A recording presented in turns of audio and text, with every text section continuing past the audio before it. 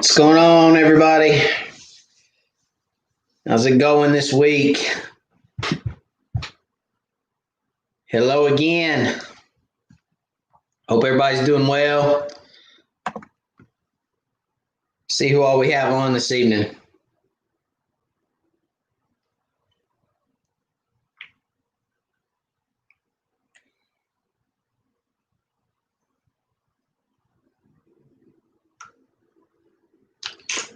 Let's see here. Got Buck Chaser. What's going on? How's it going? Andrea Gear. Hello. Center Hill Lake. Hello from Center Hill. Michael from Texas. Hello. Sean Bradford. Hello. Asleep. What's going on, man? Aaron from Riceville. Hello. Larry Merrick from Dayton. Hello, Larry. Josh Hurst. Hello. Harrogate, Tennessee. Ashley. Hello. Good evening. Good to see you too, Chris. Eddie Gregg. Hello. James Humphreys from Louisiana. 903. What's going on? Kip Wright from Northeast Texas. Hope everybody's doing well. Hope everybody had a good 4th. Let's see, July the 8th. Yes, so 4th of July happened since our last live, right? Did it? Yeah, I guess it did. This last weekend. All my days run together. Curtis Hobbs, hello. Matt Scotch from Lake Fork, hello. So, yeah, hope everybody had a good 4th. Hope y'all got your bellies full. William Pettiford, hello. Got your bellies full. Hope you got to fish a little this weekend. Hope got to see some fireworks or shoot some fireworks or spend some time with family, so on and so forth. Everything that's going on right now is still kind of lingering on, so I don't know what everybody's been up to or doing or get-togethers or no get-togethers or whatever's going on. But I personally got together with some of my family, and we shot fireworks until way into the night, got home late, and passed out, went to sleep. Not passed out, but went to sleep. You know what I'm saying? So it was good. I had a good time. Good 4th. I did fish this last weekend. Got Blake Hawk. Hello, Blake. I did fish this last weekend, caught a lot of fish, had a good time on the lake.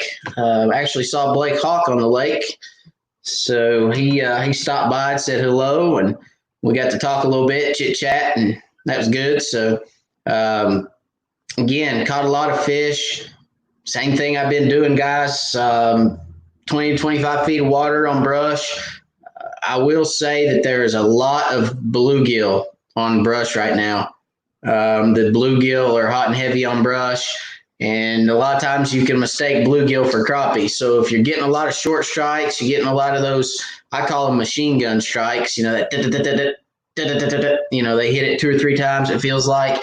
A lot of time that's bluegill. So if you're getting a lot of those short strikes or those little machine gun strikes, as I call them, there's probably a lot of bluegill in the pile, and best to move to another pile. So this time of year, fish will school back up. They'll suspend in brush, get over brush and deeper water. Water temps are rising, and you may have to look around a little bit more to find them. But when you find them, typically there's more than one. You're going to find 20 or 30 fish in a group, and you can sit on those piles and catch a lot of fish. So, been very successful catching fish the last few weeks. Hope you guys watched the video this past week. I know that I caught a lot of fish in that video. It was a really, really good morning. Again, just found one of those brush piles that was loaded, guys. There was probably in that one little area right there, probably no bigger than a 60 by 60 square, if you will. Or a kind of a 60-foot circle, I'll say. There was one good brush pile, and then there was a lot of just stakes that were scattered around it. and there was fish everywhere. There's fish all in it. So it was, and then again with live scope, you could see those individual fish and you could kind of pick them out, and you could see the groups of fish that were on the structure, and you could just kind of move around and fish those different little spots. And it was kind of weird because they'd get on one little piece of structure and I'd catch 2 or 3, and then they'd kind of move over to the next piece of structure and I'd catch 2 or 3, and they'd kind of move over to this piece of structure and I'd catch 3 or 4, and then they just kind of moved around on that structure in that little 60-foot circle. It was a really fun day, caught a lot of good fish, a lot of fun. So in the summer when you find them like that again, I mean, you can really find a lot of fish because they're going to school up. So Travis, hello. He said, tuning in from hospital bed. That's not good. Had a heart attack yesterday morning. They were putting 2 more stents in the morning. Well, Travis, we'll say a prayer for you, buddy. I hope you get feeling better. Travis is a follower of the channel. He's always on. And I appreciate you for that, Travis. I hate that you're going through that, buddy. But we will keep you in our prayers. We hope you get feeling better.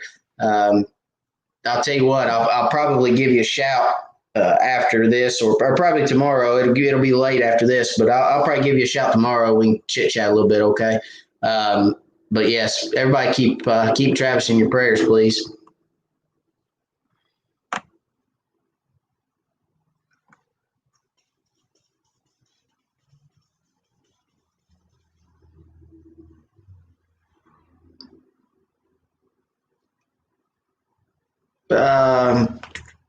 Trying to read some of you guys' comments here. Heidi Clark. Hi, Matt from Idaho. Hello, Heidi. Idaho. Heidi, where do you fish in Idaho? What lake do you fish out there, Heidi? James Humphreys, Lower Arkansas. Hello, James.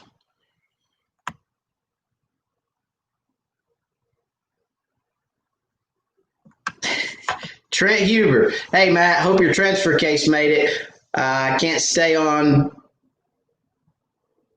but a bit. Just a FYI, we are getting either a curly tail or thin ribbon style jig from Bonehead.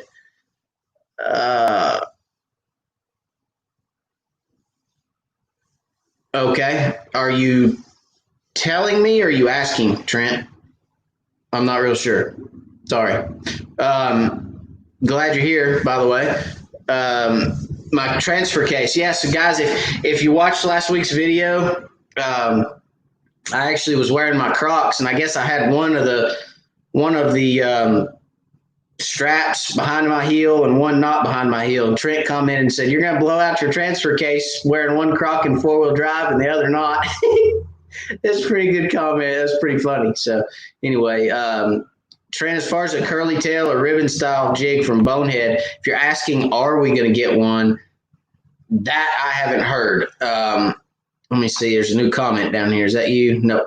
I have not heard. I've asked for one. I've asked them to do something in an action tail, whether it be a curly tail, a ribbon tail, a paddle tail, something, some type of action tail. I've begged them for that multiple times, and I have not heard if they're developing one or not, but they should. So hopefully they will.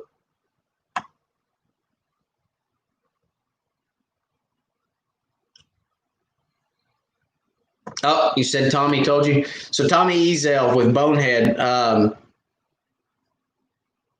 So good. Finally, they're going to make an action tail. They need one. They really do. They've got a great offering of baits, a really, really good offering of baits, but they lack in the curly tail. They lack in an action tail jig. So I'd be glad to see it. That's for sure. So as soon as those come out, I'll probably let you guys know, and I'll get the lowdown from Tommy and see what it looks like as far as a release date on them.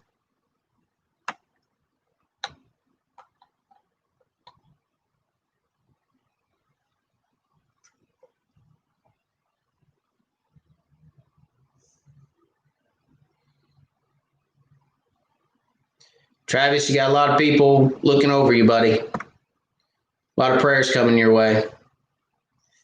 You got Aaron. You got Mr. Larry. You got Blake. We got Travis, or I'm sorry, Heidi, Matt Scotch. Got a lot of people. Got Mr. Chris. Got William. A lot of prayers, guys. Thank y'all very much. I know Travis can use them right now. Travis, I hope you're still on. Hope you're seeing that, buddy.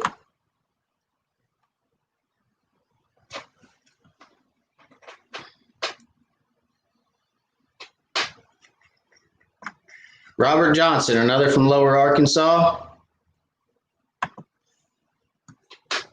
Heidi, not any now, but CJ Strike and a few others are good. I only have lived here over a year.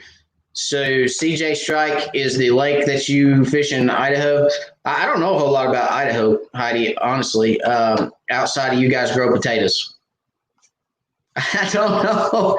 I don't know a whole lot else about Idaho, but I'm assuming since everything is just, I guess everything's flat in Idaho, right? Mostly. So you probably have shallower reservoirs. I could be wrong, but I don't know. That's a side of the country that I hadn't been to yet. I hadn't spent a lot of time over there, so I don't know. But I'd say there's probably a lot of good fish out there. Jerry Hall, do you ever fish Lake Gunnersville? It's a great crappie lake. No, I have not. I'm going to get to Gunnersville. I need to get to Gunnersville. I mean, they had a Crappie USA, or was it an ACT? It was a Crappie USA or an ACT tournament. I think it was ACT. They had a tournament down there last year or the year before, and it was like 15 pounds both days. It took like 15 something pounds both days to win the tournament. It was over 30 pounds of fish with 14 crappie. So there's some giant fish in Gunnersville.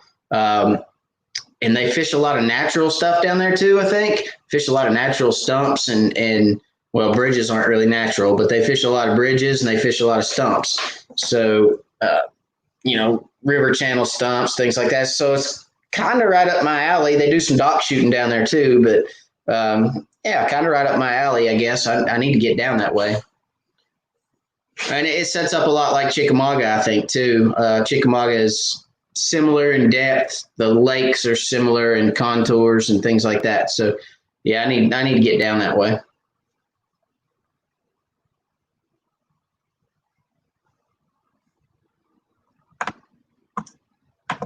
Travis says, yesterday was scary. I feel good after the first stint yesterday, and thank you all for the kind words. So you're very welcome, Travis. I bet it was scary, buddy. I'd be freaked out. I know that. Well, we're glad you're here. Glad you're feeling better.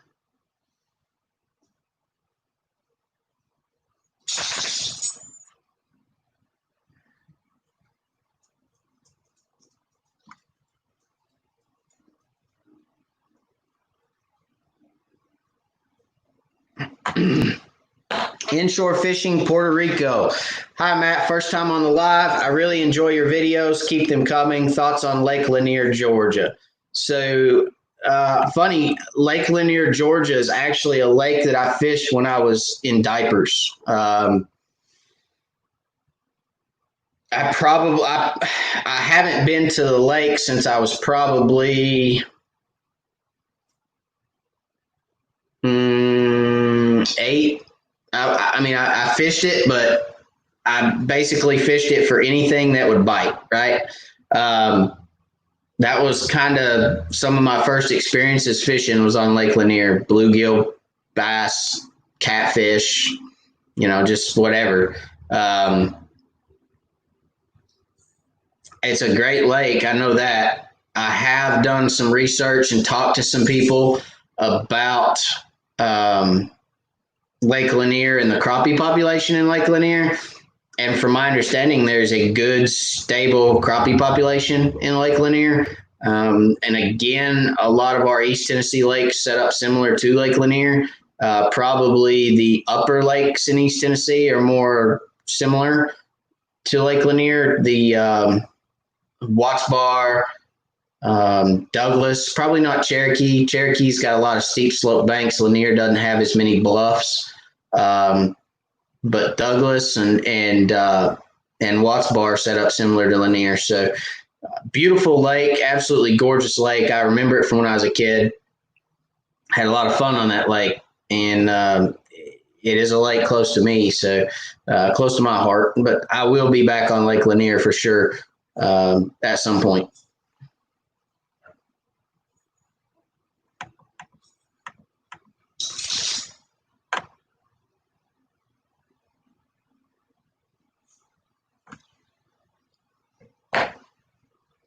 Man, we got bad news all over the place, guys. Um, I know how you like cats, so I wanted to let you know that I had to put my cat down today. Been a long day knowing it was coming, sad day. And Chris, I'm sorry, buddy. Having to put a pet down is pets become children. Pets become part of the family. I had a good close friend of mine recently that they had to put their dog down, and it's just one of the hardest things I think that we have to do in our life. And I'll be honest with you guys. There's part of me that believes, and I'm not taking away anything from you, Chris. I'm sorry, buddy. I wish you the best. I'll give you a call after this, and we'll talk a little bit. But there's part of me that believes that the Lord put pets on this earth to prepare us for what's to come, right? Because pets you guys have seen my dog. I love my dog, old Russ dog. I love him. Took him crappie fishing recently. He's a crappie dog, but he's not going to last as long as I am. He's not going to last as long as my kids. He's not going to last as long as my wife. It's just part of nature. It's just the way it is. And I honestly think the Lord put him here to prepare us for what's to come. And it doesn't matter what you do. It doesn't make it any easier. So you remember the good times, and I'm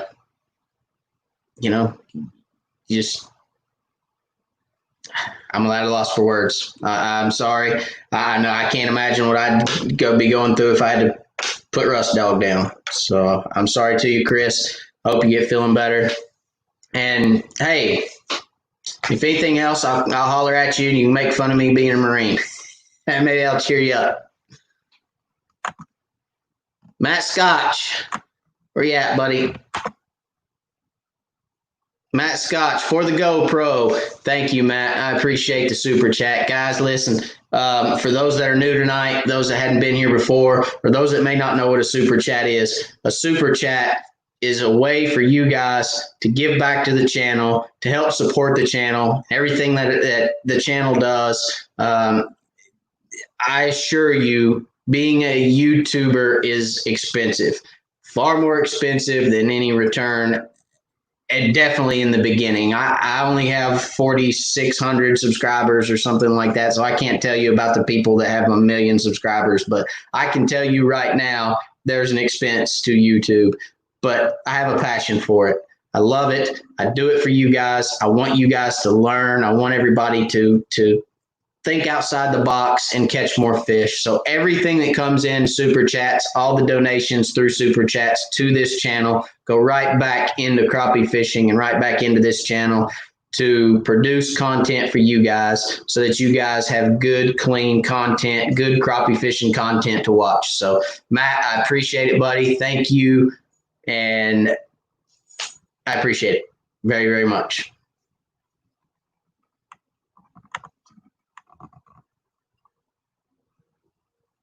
And yeah, I lost my spot. So we're going to find it. I promise. We will find it. There it is. William, thank you for the prayers, buddy. Sounds like we all need a prayer tonight. Let's just keep everybody in our prayers right now. I mean, everything that's going on in this country, in this world, and with everything that's just beating us into a pulp in 2020, I pray that each and every one of you guys are blessed. Okay. That goes from the first person to the last person on this channel. I hope that each and every one of you are blessed. And I hope you catch the stew out of fish next time you go. Hope it's the best day you've ever had. So anyway, let's just believe that we're all going to find some good things.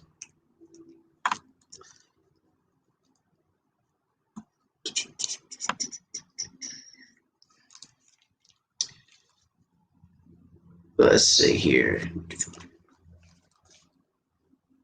Sorry, I'm lost again.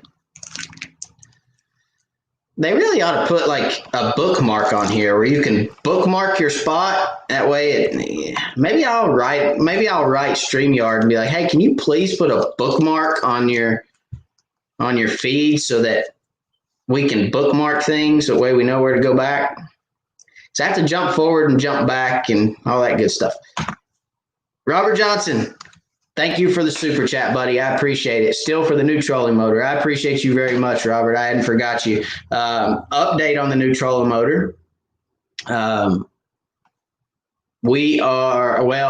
actually had one located and it was at a dealer.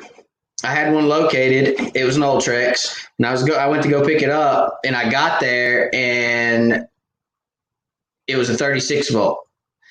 And I said, that's 36 volt. And he said, oh, I thought you wanted 36 volt. I said, no, I really don't want to put another battery in my boat. I was looking for a 2480. And he said, oh, well, that's a 36 112. And I said, I see that. And he said, well, sorry. I was like, gummit. Okay, back to square one.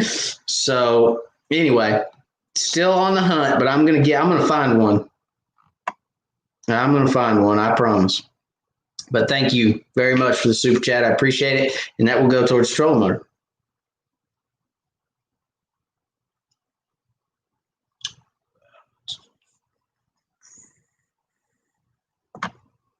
Grant Bailey, how goes it, Matt? Goes well, Grant. Hey, this past weekend, guys, I'm gonna tell you this. I was on the lake. Got a phone call from Grant.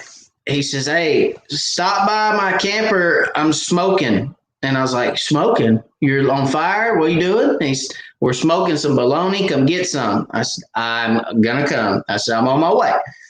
So I whip in off the lake. I pull in. Let me tell you, Grant has got the setup. Okay. He is rocking and rolling on the lake. So I whip in. He's got this big old log of bologna. It's like, I don't know. It's 12 to 16 inches long, a big old thing. It's just big around. And he slices that joker up. That was the best bologna that I think I've ever eaten. No joke, no lie. I pull in there. I eat, I don't know, 3 or 4 slices of that thing. It was good.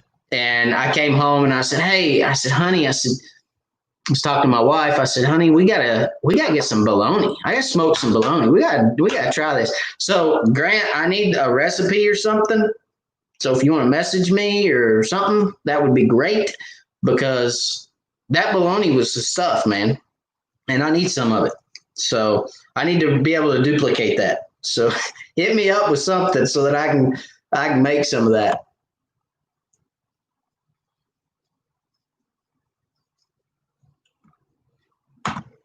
Heidi said there are a few lakes that are good, but we have rivers too.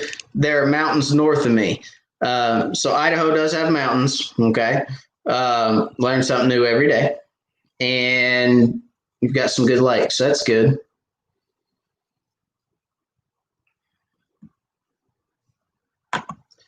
Grant, been going through the boat of all my bass gear, seeing what I can sell to help fund LiveScope.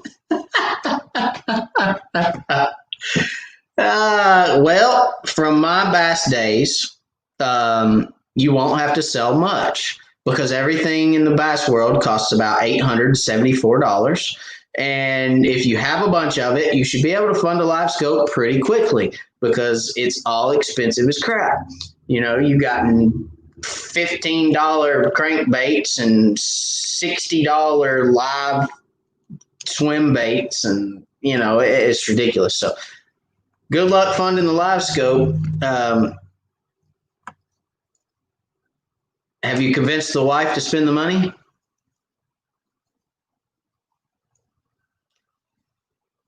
William, hey, that's it, buddy. That's it. Look, $1's $1, William, and it don't matter if it's 99 cents. It don't matter if it's $999. It don't make no difference. It's all the same, buddy. I appreciate you very much for the super chat. you do all you can do, and that's the best thing you can do. I appreciate it very much. The dollar amount means nothing, William. Thank you. Thank you very much. I appreciate you.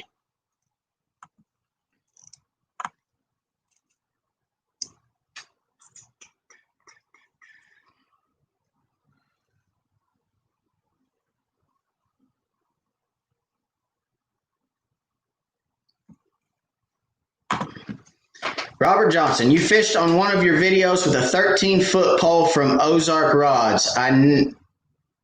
Have now heard you mention that rod again. They now have them on their website. What did you think about it? Was it heavy?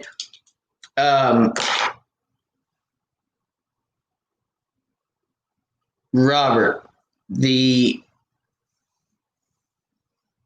don't remember using a 13-footer. I remember using an 11-footer, Robert. I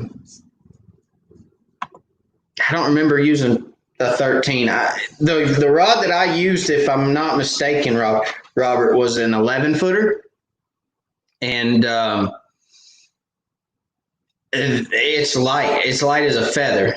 So I actually have, of course, I have a lot of different rods. I haven't always been with Ozark. So I have other rods, other rod companies' rods. And of the ones I have, okay, it was actually the lightest. And that's actually why I chose to use it, because as you all have seen and you know, I don't do the whole 11-foot, 12-foot, 13-foot rod thing, vertical jigging straight up and down very often. I believe in the versatility of being able to take one rod to the lake and do anything and everything I want to do. I can vertical jig. I can cast brush. I can swim a jig. I can shoot docks. I can fish bridges. I can do whatever I need to do with that 6-foot dock shooter. Okay. It's just more versatile for me. But yes, to the 11-footer, if you're going to vertical jig, if you're going to fish that way, the 11, 12, and 13-foot Pro Staff series from Ozark is light. They are light. I really like them. They are good rods. And I would definitely recommend it. It's got a good tip. It's got a good backbone. You can swing a fish with it. When you set the hook, you stick them. It's got enough backbone that you can rear back on one and stick him in the lip. So, yeah, it's a good rod.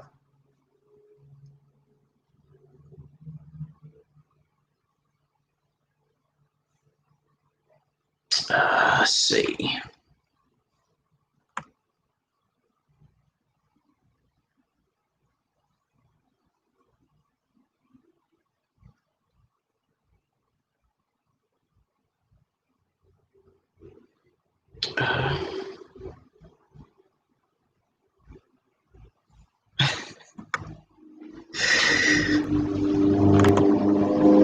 I'm going to do it again, Chris. Thanks, Matt. Had him for 16 years. Didn't mean for you to read that out loud, but thank you. Well, look, the whole Wired family thing, I take that seriously, Chris. And, you know, we are a family regardless. And I don't know what kind of family we are. We might be the kind that doesn't like each other and we put up with each other at Christmas morning, but nonetheless, we're a family. And when one of us is hurting, we all share in that. So I hate it for you, buddy. I wish the best for you in a bad situation, but I know it ain't easy. I know it's tough. So I'm here for you. And like I said, I'll be hollering at you, but they're our kids, man. I mean, there's no other way to say it. I mean, we love them like a child. So I know it's tough. Yeah, Miss Heidi knows it. She said pets are four-legged kids. She's right. Pets are four-legged kids. Ain't no doubt about that.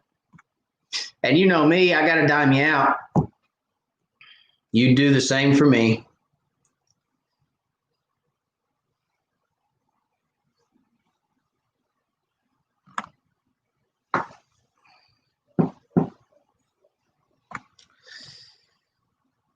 Let's see. Thank you, Matt. I'd be glad to take you out on Lanier. Keep in touch. Prayers for Travis. Well, thank you. Thank you for the invite. I appreciate it. I get down to Lanier, I'll let you know. I'm definitely going to. I mean, I have very, very vivid memories of Lanier, the watercolor, the clarities, the whole nines. So I would love to get down there, and I'm going to. Uh, my, two young boys and my wife and everything else going on. It makes it tough to travel a lot. It does. But at some point, that stuff will loosen up. Kids will go to college. My wife will get sick of me, and I'll get to travel a little bit. So at some point, I'm planning some different ventures. But I'll keep you in mind. Thank you for the offer. I appreciate it.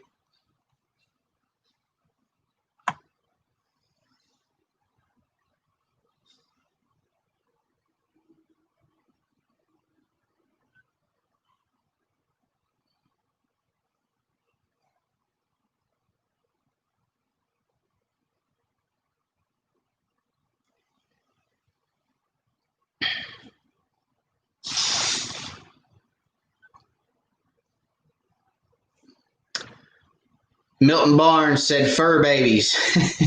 I've heard that before. That's a good one, Milton. He said, sorry for the loss of the fur baby.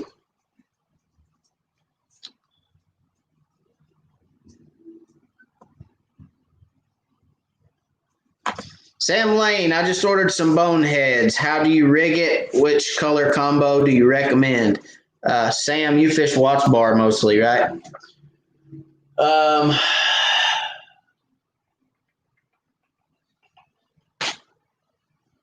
Watts Bar.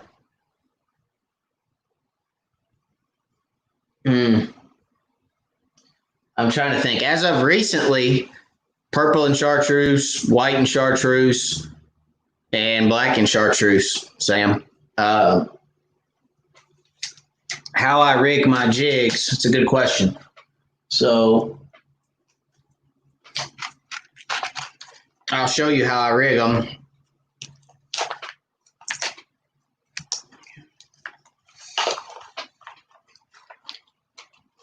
Depending on what depth you're fishing. If you're fishing shallow stuff, you'll want to use a 32nd. If you're fishing real deep, you'll want to use a 16th.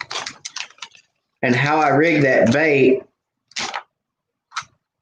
that is a purple and chartreuse stump bug. Okay, so you've got the two outside tails, and then you've got your center paddle tail. What I'll do is you want that jig to sit like that in the water.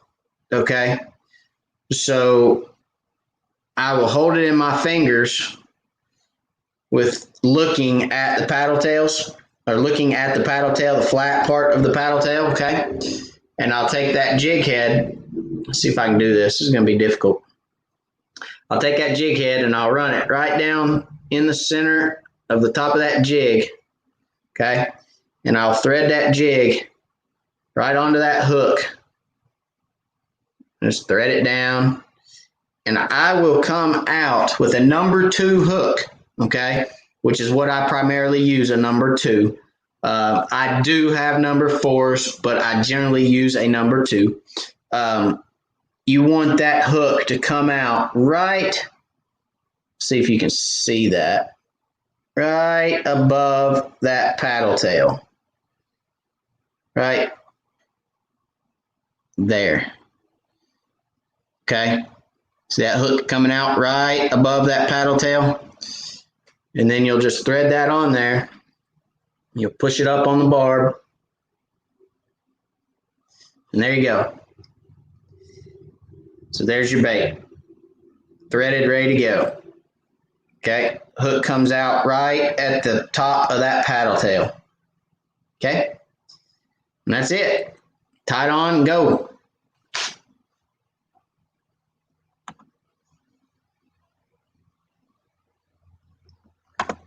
Aaron Pratt, have you tried the Minn Kota guy in Friendsville? Yes, I have. Yeah, I know Swafford really well. I'm pretty sure that's who you're talking about. Swafford Trolling Motors. Yep. I'm still stuck on this. I'm still stuck on this whole US2 transducer and this down imaging transducer. it's just, it's the trolling motor with that down imaging, that nasty hummingbird down imaging transducer is so ugly. I don't want it on my boat, to be honest with you. And they quit making the US too, so I don't know. I will find one. I will find one somewhere. Some way, somehow, somewhere, I'll find one. It's just going to take me a minute.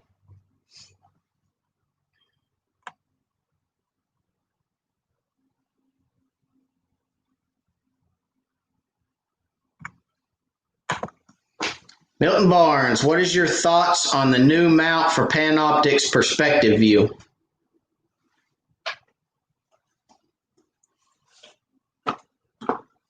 This one?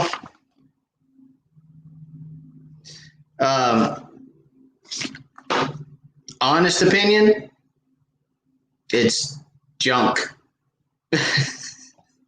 I mean, I probably shouldn't say that, but I'm going to. Look, when this thing first came out, okay, there was people that couldn't believe they were $100, was knocking Garmin for charging $100 for the mount, and so on and so forth.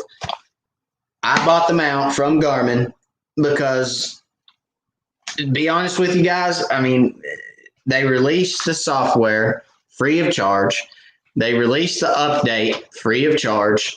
What they could have done is charged us for another transducer and said, hey, if you want perspective view, you got to buy this additional transducer for $699. But they didn't. They just released a $99 bracket that changes it around. So I thought, okay, I'm going to be good to Garmin. I'm going to go buy their bracket. I'm not going to try to make my own or 3D print one or anything like that. I'm going to go spend the $100, support Garmin, and go get their bracket. So I did. Fast forward to putting it on. Okay. Put one on, played with it, fished with one in perspective mode. You guys hadn't seen a video on it, and that's because for here, for my style of fishing, for what I'm doing, it doesn't do anything beyond what Live Scope does. The bracket,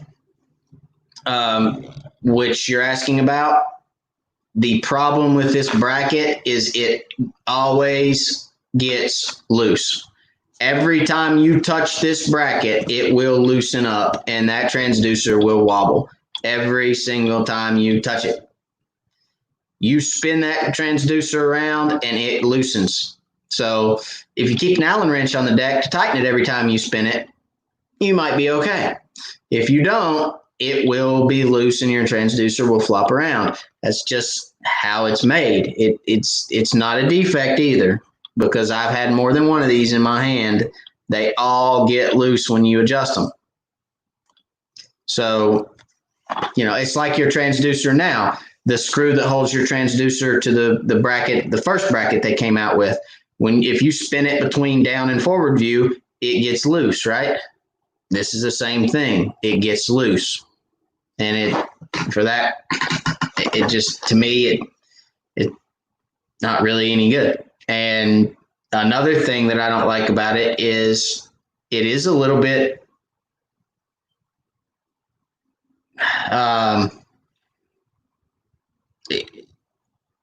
under,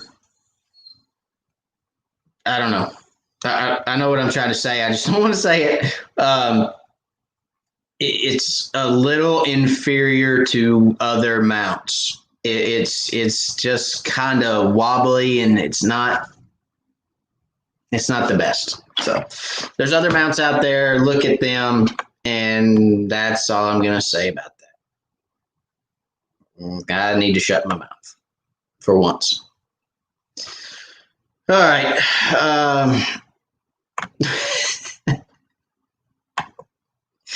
Grant Bailey, bologna sandwiches for the Live Scope. It's almost worth it, guys. That bologna was almost worth a Live Scope. Or maybe it was because I had fished all day and not eaten anything. That could have been it too. I mean, I literally fished until 3 o'clock and didn't eat anything, but who knows? All I know is at the time, I would have probably paid for that because it was very good.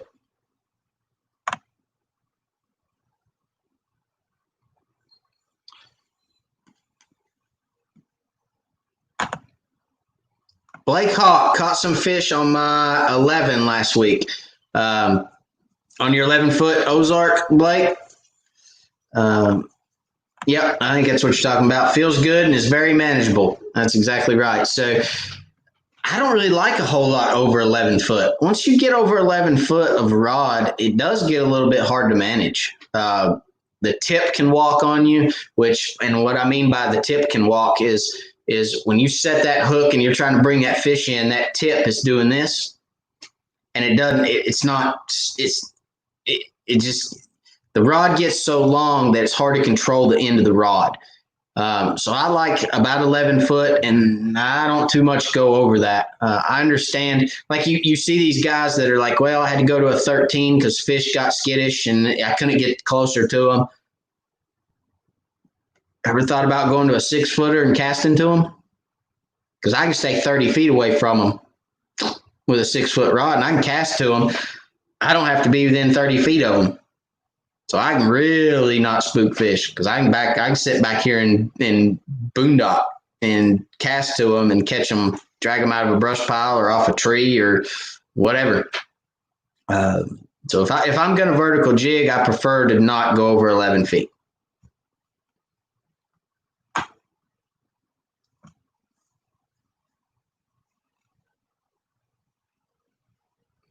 Kevin LaRose. Where are the fish? Kentucky Lake, 83 degrees plus, 25 feet. Kevin, I'd look for Kentucky Lake has got so many stake beds in it. It's not even funny.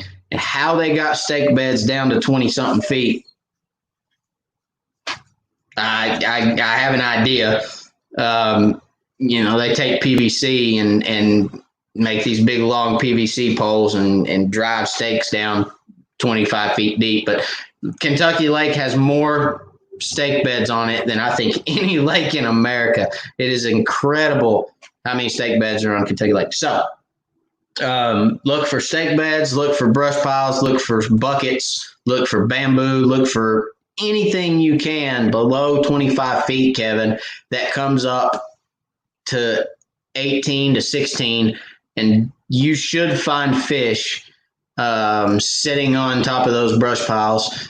83 degrees at the surface, you're going to have to go deeper to find fish. That would be my recommendation. And, Kentucky Lake over the last several years they talk about the decline on Kentucky Lake. They talk about the fishing getting harder.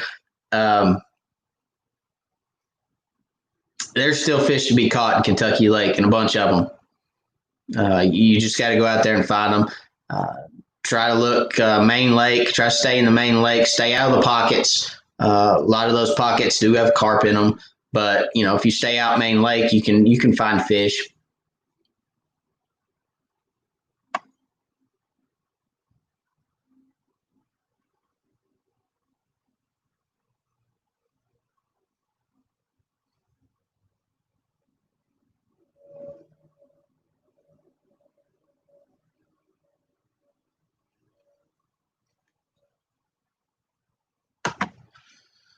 Major Brown, hi Matt, have you ever used a Denali prime rod or know of anyone who has? Likes, dislikes, thoughts?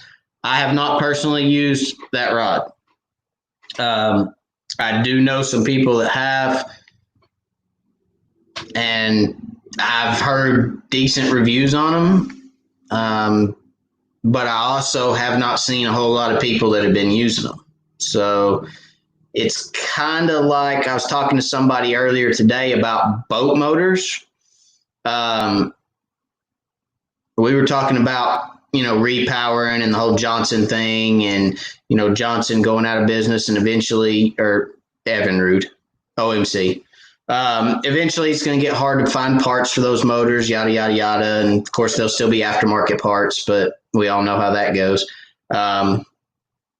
So anyway, we were having a conversation about repowering boats and that sort of thing. And, in my opinion, you've got a couple different motors that stand out. You got Mercury's and you got Yamahas, right? We were talking about, which kind of way you'd go and if you were going to repower, yada, yada. And you always, it seems like you always see a whole lot online about Mercury's. There's a lot of guys out there. They're like, oh, my Mercury's doing this. Oh, my Mercury's doing that. Oh, what could cause this? What could cause that? What could cause this? They're just back and forth all the time. Do you ever see anything on a forum about a Yamaha motor? I don't.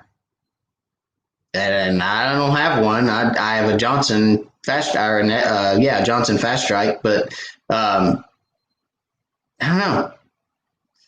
So to answer your question about rods, I think it's kind of the exact opposite.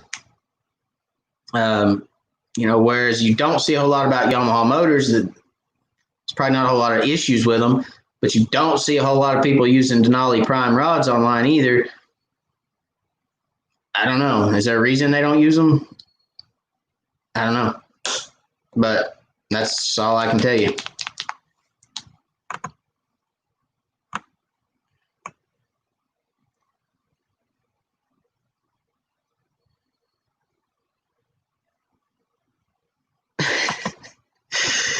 Got my stump bugs and Mountain Dew ready. Going to shoot some docks tomorrow on Lanier. Don't forget the Mountain Dew and the copper tone sunblock. Cheers. Guys, I swear that video alone has sparked so much conversation in the fishing world. It's crazy. Did you guys see where Crappie Now magazine, if you don't know what Crappie Now magazine is, Crappie Now magazine is an online magazine that's published for free for crappie fishermen every month. It's a great magazine. There's a whole lot of good stuff in it every month. And if you don't know what that is, Google Crappie Now magazine and it'll come up. But so Crappie Now magazine actually took my video with the copper tone and the Mountain Dew and published it in one of their articles, did a little write-up about it, and it was really pretty cool. So that video has sparked so much conversation in the fishing world.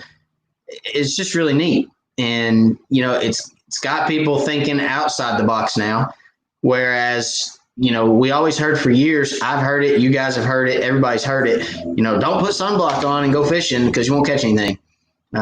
Don't put anything on your jig because, if you touch your jig, if you sit there and play with your jig like this before you go to the lake, you're going to get your human scent on there and they're not going to eat it. Well, I guarantee you I can take this jig to the lake in the morning and go catch fish. Guaranteed. Without a shadow of a doubt, I'd put money on it. I'd put my paycheck this week on it. I could go catch fish with this jig in the morning. Now, fish being one, but I'd go catch fish because I'm not giving anybody my paycheck to go catch 300 because 300 fish is hard to do. But I could go catch fish on this jig, right? So, I don't know. That's just pretty neat. Good luck on Lanier tomorrow.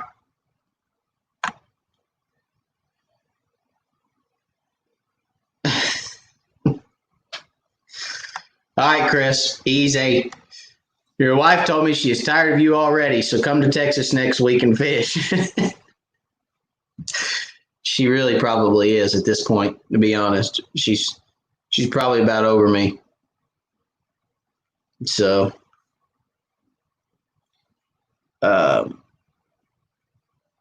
actually, the wife and the kids are not home tonight. I'm a bachelor tonight, so I'm hoping that they come home pretty soon. Actually, I think my oldest son is staying with my mother-in-law, and then my wife and my youngest son are just not home right now. So hopefully they'll get home soon.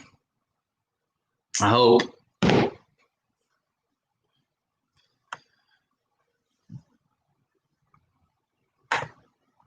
Blake Hawk, Matt, are you shooting docks these days or simply sticking to brush? When will you start pulling cranks? Very good questions, Blake. So I do shoot docks, yes. Docks in the summer are very, very good. The thing about docks in the summer that can be a little tough, especially in East Tennessee and especially this year, Just about every dock has people standing on it, swimming on it, or moving boats around it. So, everybody goes to the lake now.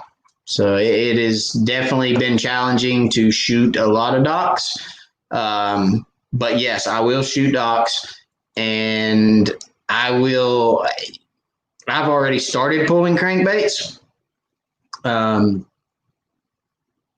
start pulling crankbaits, or start thinking about pulling crankbaits middle of May into May, and I'll pull crankbaits all the way through August to September.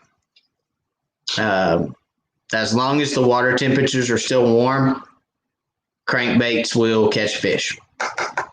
So, and then, of course, like you said, sticking to brush. You can't go wrong with brush any time of year. Winter, spring, summer, fall, you cannot go wrong with fishing brush piles. Crappie relate to structure. Crappie relate to brush piles.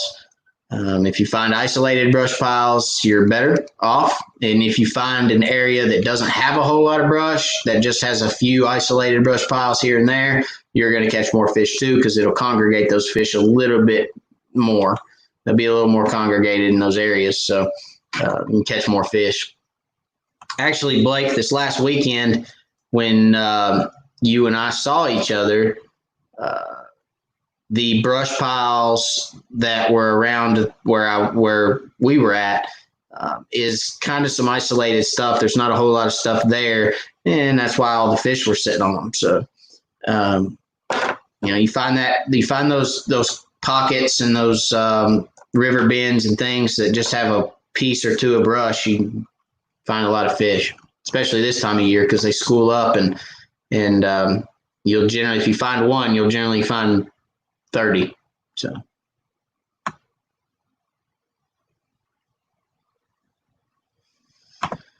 Michael, how do you keep too much powder coat from building up on jig heads? Michael, are you talking about when you're dipping them? You talking about when you're dipping your jig? I don't know if I have a lighter here, Michael. Hang on a second. Right back.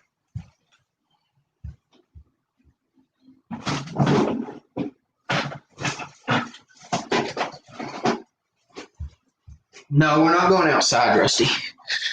My dog saw me stand up. He's like, "Oh, we're going out?" What? No, get down. Down. Get down. All right. Don't start whining. No. He's literally laying at my feet with his head on my foot, whining.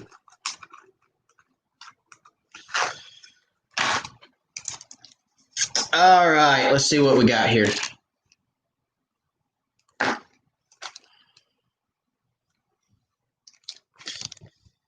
One-eighth aspirin head, eagle claw hook.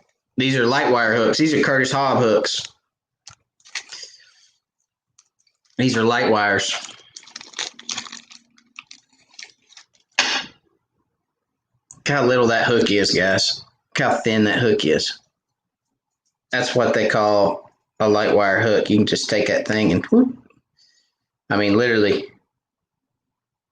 That's how light it is. Great, great hooks for fishing brush. Because you get hung in that brush pile and you can straighten that hook out. You can just keep on going. You don't affect that brush pile very much. All right.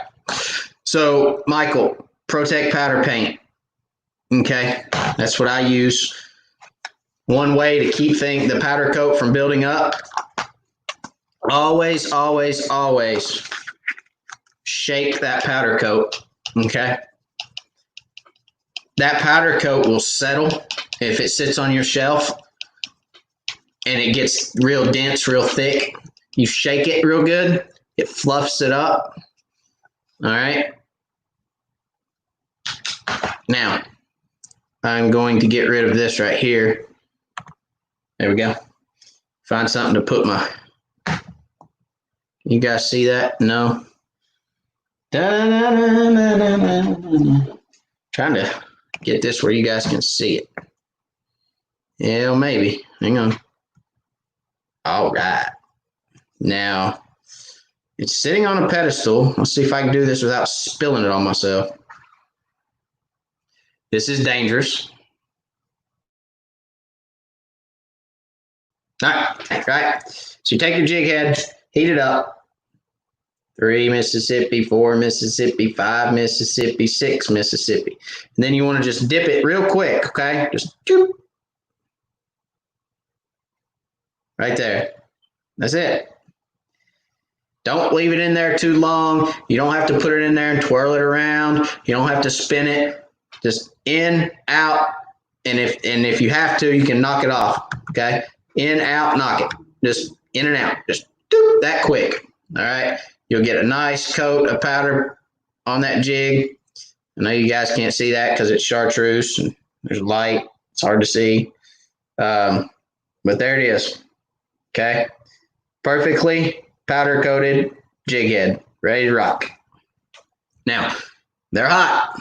So what I'll do is I'll generally have something like a Coke can or something like that I can hang these on and let them cool because they are hot. So hang them, let them cool for a minute, and be ready to rock and roll. I'm proud of myself. I did that without spilling anything. Don't try to dip jigs in the boat because if you spill this stuff in the boat, it will not come out of your carpet easy. Not saying I know that from experience.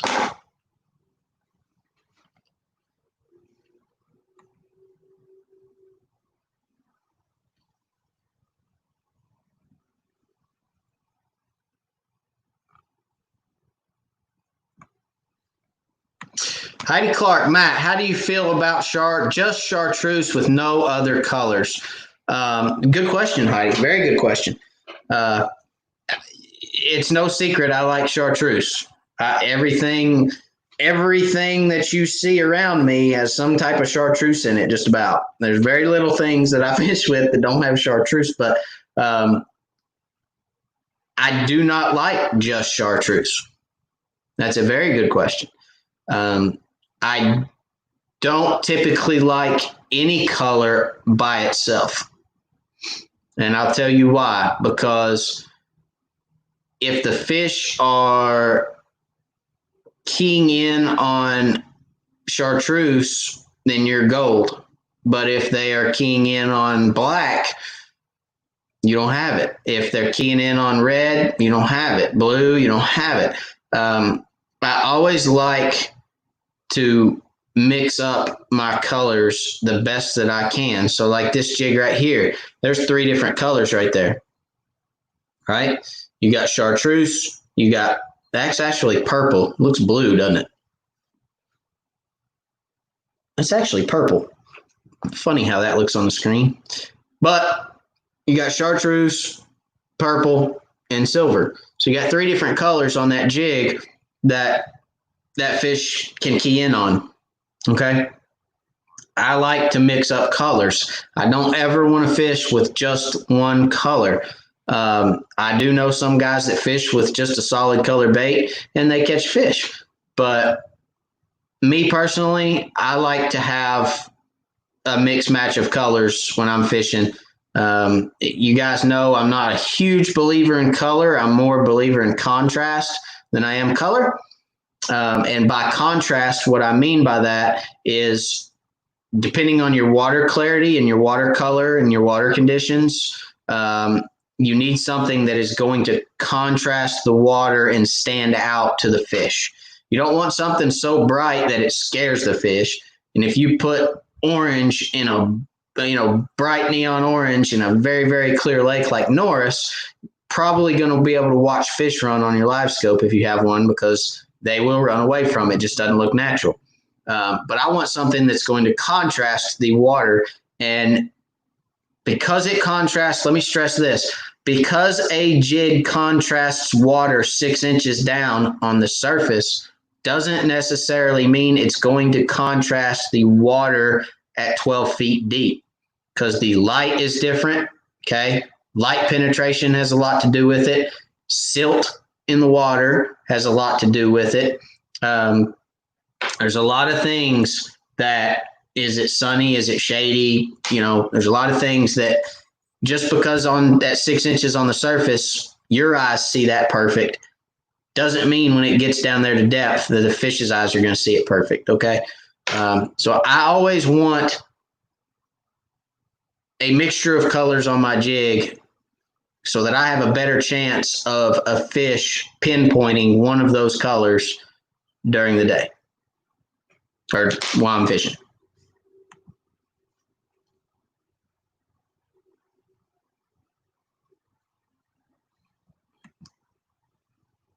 Curtis, same question for curly tail. Do you rig with tail with bend of hook or away from bend of hook? Curly tail. Do I have a curly tail back here? Curtis, no. I have curly tail somewhere. That's not really a good representation. Hang on. I got a curly tail somewhere.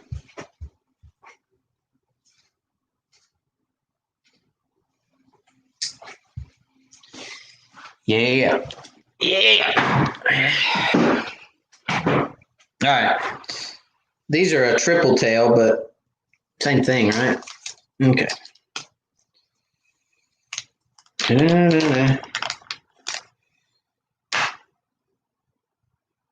Yeah, same thing. It'll work for purpose of what we're doing. All right. So let's say that was your curly tail. Okay. There's your curly tail. I always like to rig mine with the tail down. Okay. Away from the bend of the hook. So, and this jig head's too big for this jig, but that's okay. So like that. Reason being, Curtis, is because I feel like when I go with the curl gets caught on my hook. So if I had it the opposite way,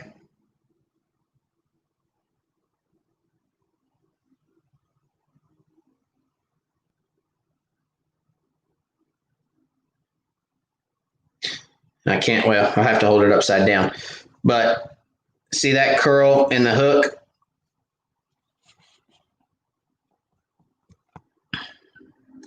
So I don't want anything down there that could impede the spinning of this tail. So I always rig it with the hook away from the curl. Like this. Ouch. Hooks are sharp, Curtis. I stuck myself. There you go. That's how I rig my curly tails. Okay. Good question, though.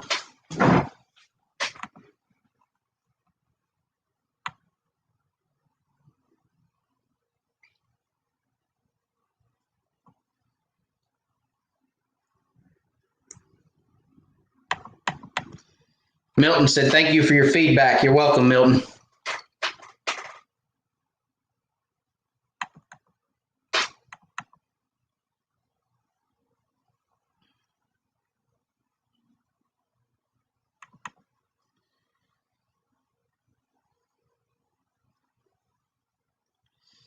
Andrea Gear, we've been running Yamaha since 2006, 3 different motors, no problems at all.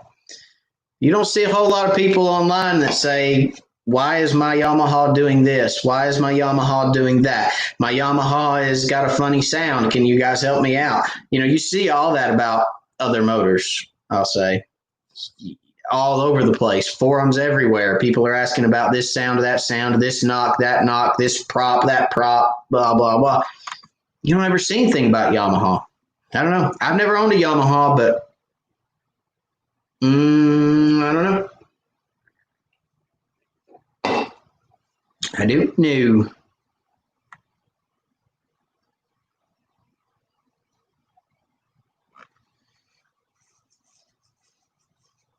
Josh Sanders. Hey, everyone running late. How's it going?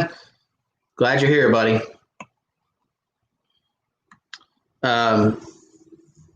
Let's talk a little bit about Crappie Cove at Gunny's, and let's talk a little bit about a meet and greet and live show from Gunny's. So I've talked to Gunny's. We mentioned it last week, okay?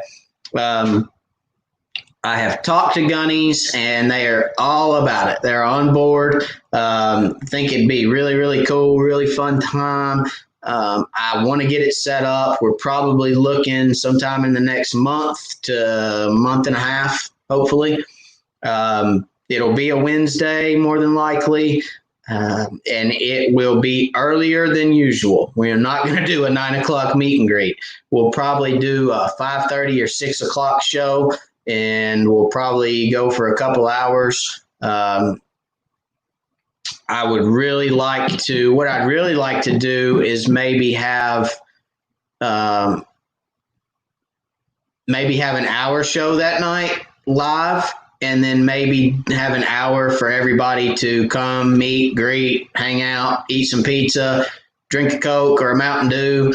If you come hang out with me, you got to drink Mountain Dew or water, either one, or sweet tea. But no, I'd like to have everybody out and just say hello. All the local guys, you guys can come out, say hello, and hang out at Gunny's and look at some of the Crappie Cove stuff. And I think it'd be fun. So I know there's a lot of people that said they wanted to do that. We are going to do that. It's going to be a blast, and it'll be on a Wednesday night again. I'll keep everybody updated to when that'll be. I'll post on Facebook, on the Wired for Crappie Facebook page. I'll put it on my personal page. If you're not my friend on Facebook, Matt Zenas, send me a friend request. Like Wired for Crappie on Facebook. Gunny's has a Facebook page. We'll put it on the Gunny's Facebook page. You can click like on Gunny's, follow Gunny's page. We will have a Crappie Club or a Crappie Cove page for Gunny's that you can like. This is all stuff that'll keep you guys in the loop, okay? So we'll release more info on that. Hope you guys are interested in doing that. Hope you will come out, support the effort, and come meet and greet and say hello and hang out for the live too. You guys can ask questions for the live that night right there in person. So if you don't want to be on camera, you don't have to be on camera, but I guess we could put people on camera if we wanted to too. So if you guys want to ask questions on camera, and maybe we can have a table set up and you can sit down with me and ask a question, and we can have some dialogue and some conversation back and forth, and we can all hate on Chris down and sleep at the Reel in Texas because he can't be there, and he's an Army guy, and we'll just go back and forth and all that good stuff. So anyway, enough about that. I'll keep everybody up to date. I appreciate you guys. It's going to be a lot of fun, and I hope you guys are looking forward to it. So let's see. Where am I at? I'm lost again. Go figure.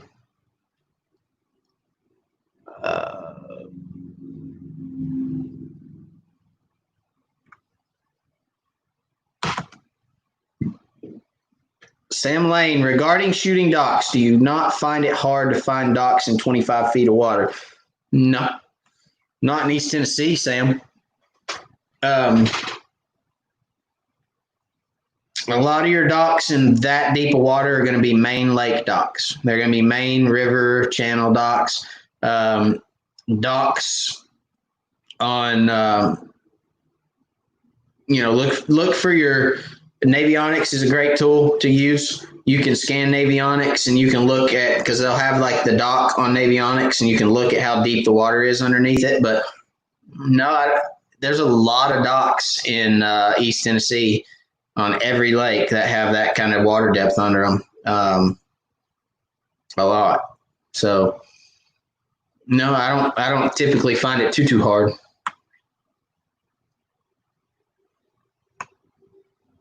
Blake Hawk. Susie says good night. Good night, Susie. Thanks for being a part. Glad Blake actually told me last week, guys. He's like, hey, I fell asleep like halfway through, man. I actually fell asleep with the live going. And I said, it's okay. Don't worry about it. I know I do it late, but I appreciate you watching anyway. Yeah, my bad. So it's pretty good. I know it's late, guys. Look, I appreciate each and every one of you for being on. I know 9 o'clock, especially because we go an hour, 2 hours a lot of times. I mean, it's like 10:30, 11 o'clock by the time we get off here. So I just want to say thank you to all you guys for staying up with me and talking crappie fishing. It's a lot of fun. I enjoy it. I really enjoy this forum a lot. I think I enjoy this type of forum even more than making videos for you guys. I mean, this is my passion. I mean, talking crappie fishing, trying to help anglers learn more. I love it. It's my passion. So anyway, thank y'all for staying up with me.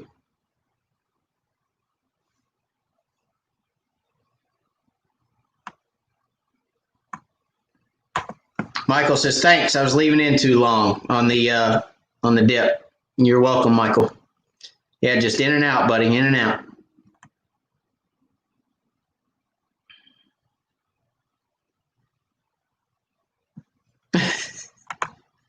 Sam Lane, you make stuff look easy. Did you start fishing at 3 years old? I was 5. Crappie fishing by 10. I sometimes make stuff look hard. You should make a video of screw ups.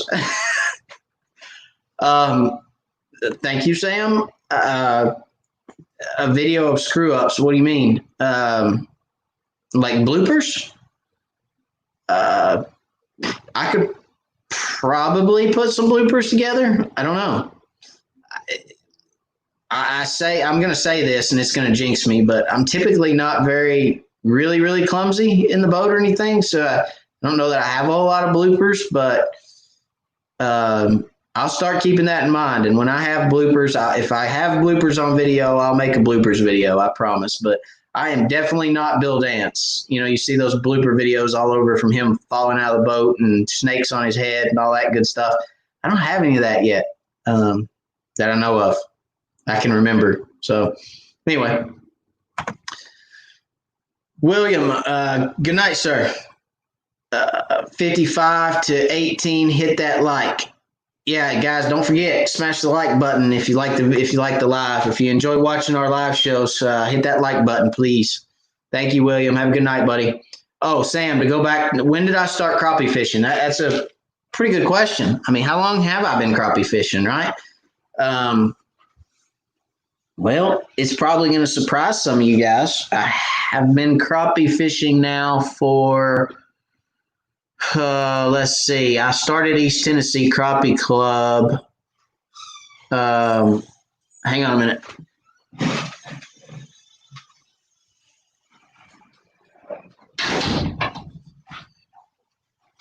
The Wired fam's home. My fam. They just walked in. Oh, yeah, my youngest is wide open. I hear him 10:13 at night. He's still going. That boy's got more energy than anybody I've ever seen.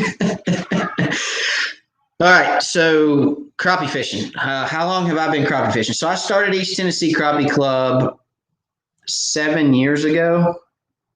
And why did I start that, right? I had been crappie fishing for about 3 or 4 years. When I first started crappie fishing, all I did was longline troll. That's all I did. You know, I thought, hey, that's how you crappie fish. You go to the lake, you put 6 or 8 rods out, put 2 jigs on each rod, turn the trolling motor on, and you roll down the lake until you get bit and catch fish. That was my idea of crappie fishing. And then my uncle, who had a camper out at Reelfoot, who is no longer with us, and I hope he's listening up there because he'll get a kick out of this. My uncle said, hey, let's go out to Reelfoot and go fishing, and you really enjoy it. And I thought, well, okay. So we went out to Reelfoot one day, and I'd been crappie fishing for a couple years, and he says, let's go out there. So we went out there, and they had a Crappie Masters event at Reelfoot the weekend we were out there. And it was one of those things where I thought, hey, let's go see about that Crappie Masters event and watch the weigh-in. It'd be cool. So we went and watched the weigh-in. I just thought it was the coolest thing in the world. And I thought, man, I need to see if there's something like that around the house.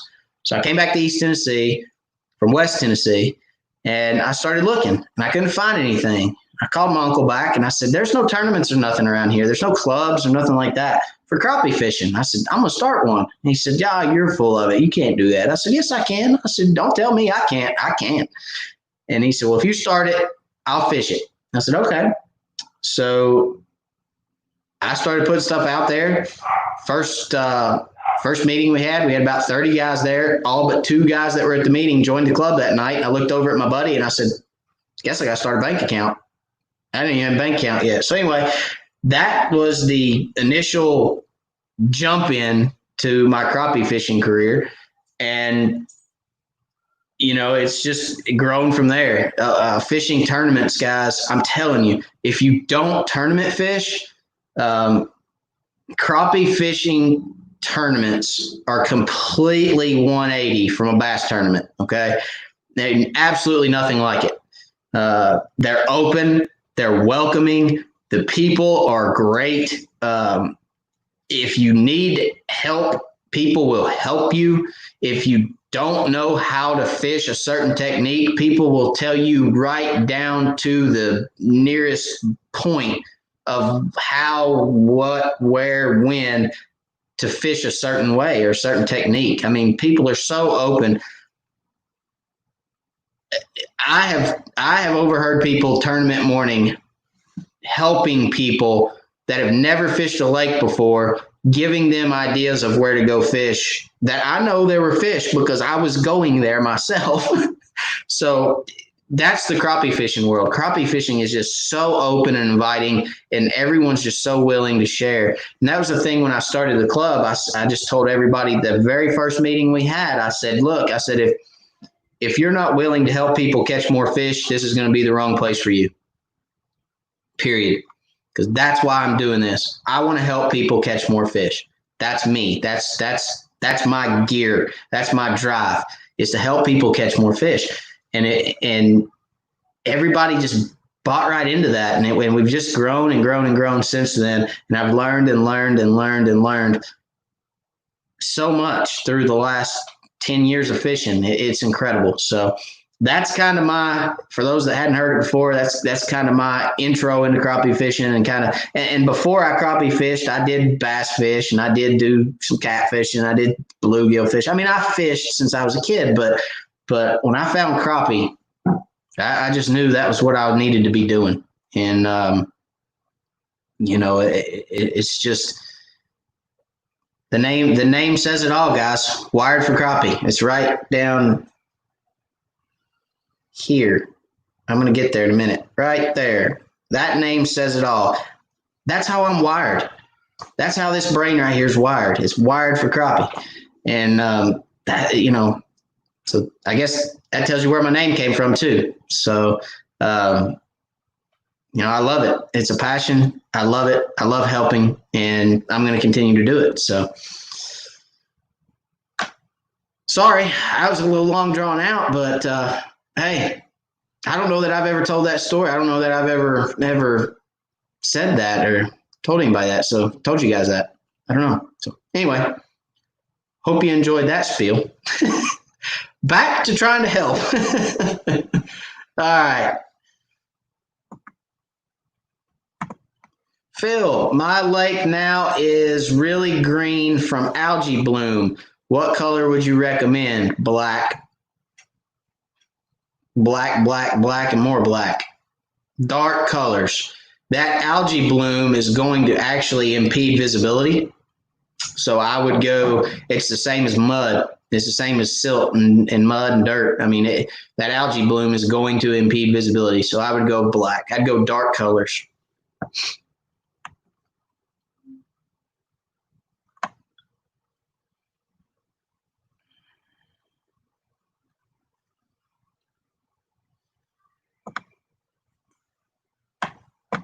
Oh, no, no, no. I did it again. Oh, I just saw a comment. Oh, gosh. I'm going to dread getting to it. Hey, Scott Bunch. All right, let's see. I got lost. I saw Scott's comment. He's poking at me again. He's poking the bear. Hang on, I'll get there.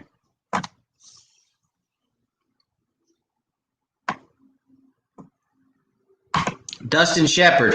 Hey, Matt, I'm installing LiveScope this weekend. Have you ever seen crappie look at jigs and not bite and then bite a minnow while using LiveScope? I have seen times when a fish, yes, I have. I've seen times where fish would follow a jig and then turn away, and you could put a minnow down there and they'd hit it. Yes, I have seen that. A lot of times it's because the jig rather did not present itself natural. It was not the right color. It didn't contrast right in the water. I mean, there's a lot of things that it didn't have the proper action on it, or so on and so forth. You know, a minnow obviously looks like a minnow. It swims like a minnow. It's a minnow. So, but yes, I have seen that. So, I try to not use live bait. I will use live bait in the very, very late summers when it is hotter than crap and fish are very, very lethargic. I will use live bait. Or when I take my kids fishing, I will use live bait. It's a lot easier for a young kid, to catch fish on live bait because the bait works. You don't have to work a jig. The bait works itself. So I will use live bait, with my kids. But yes, I have seen that before.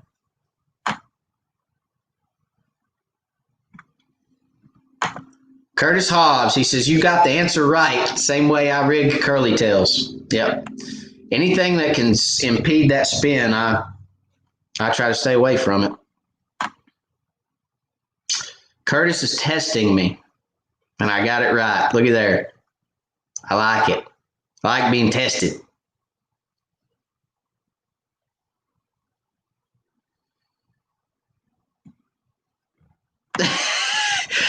Blake says, Chris is coming to Crappie Cove Live, right, Chris? Well, Chris, if you leave at midnight and drive over, you'll be here just in time, buddy.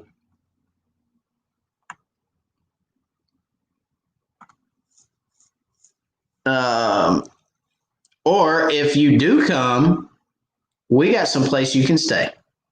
You can come the day before and we can go fishing. That's a good idea. I like that idea. I like it even better.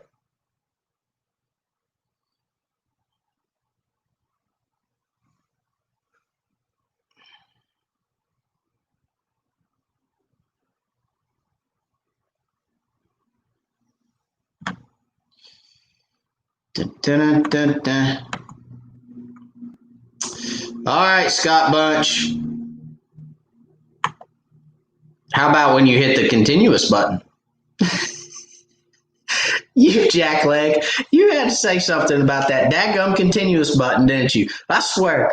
Okay, I got to tell the story. I'm going to shorten it, though. So for those that don't know what the continuous button joke is, I was on the lake one day. I was fishing a dock. It was a marina. There was a concrete walkway that come out from the marina out into the lake. I was on the deck. I went to go to the back of the boat. That stinking foot pedal on that Tarova. I hate that foot pedal. It's got a continuous button that is on the floor in the very front corner. And my foot somehow, when I went to turn around, I guess, hit the continuous button. I get back in the back of the boat to get my lunch out. And I look up and I'm moving. And I'm like, oh, crap, I'm moving. And I turn and look, and there's this concrete walkway that's like 18 inches from the front of my boat. There was nothing I could do but just go. And I just hung my head and wham! She hit that concrete, fiberglass and concrete in a brawl. Concrete, TKO, every time. So, thanks for the reminder, Scott Bunch. I appreciate it. And I'm going to throw a jab back. How about those marker buoys? Channel marker buoys. I'll get you on live maybe next week, and I'll let you tell everybody about the channel marker buoys. There, buddy. Buddy old pal, buddy old friend. I'm going to leave that one there, and we'll just have to talk about it.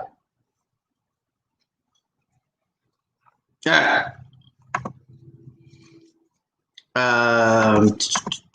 Where we at?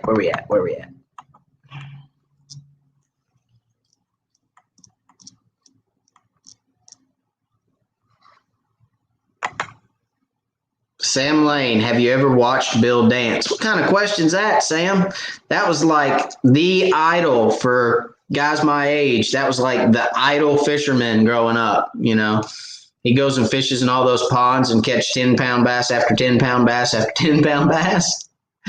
Makes you think he's in Lake Sam Rayburn, you know, catching 10-pounders. And he's really in some pond fishing, you know, for fed fish. I don't know that he did that, but he caught a lot of big bass, a lot, one after the other, a lot of them. So he's a good fisherman, no doubt. But yeah, I've watched Bill dance quite a bit. Never seen anybody catch that many big fish in a single show in my life. But yeah, he had it going on. Oh, for my blooper show. The continuous foot pedal for my blooper show. Okay, I got you. That wasn't on film. I'd stopped filming. If that was on film, I would have probably thrown my GoPro in the lake just to get rid of it. It made me sick. I was gonna vomit. I didn't eat my lunch after that. Trust me. So I found out that I'm a pretty decent fiberglass man, though. Not bad at all, really. So, hey, there you go. That would have been a good start to the blooper show, though. That's more like a things that have ticked Matt off show.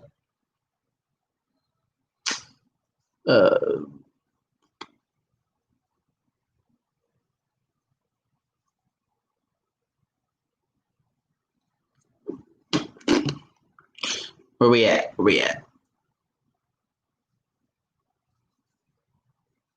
I see George Hamby. Hello, George. Here we go. I would like to try to find a local tournament to try. I've never tried a fishing tournament.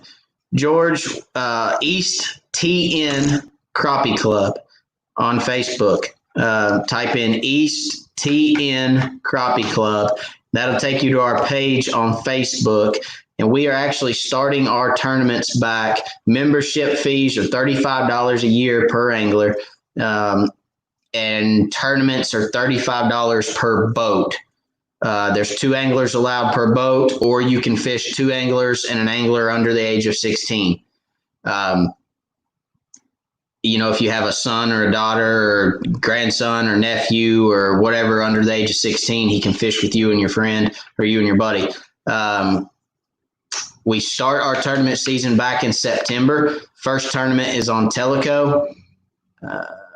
Then we go to, I should know all these by heart, and I don't, considering I'm the one that draws up the schedule every year.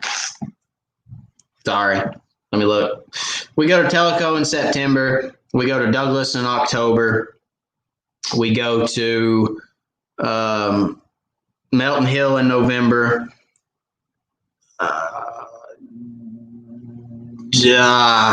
Melton Hill in November. I don't want to tell you guys wrong. Hang on, let me just pull it up. Teleco in September, Douglas in October, Melton Hill in November, Loudon in December, Chickamauga in January, Cherokee in February, Watts Bar in March, and the Classic in April is to be determined. So East Tennessee Crappie Club, our tournaments are on the 3rd Saturday of each month.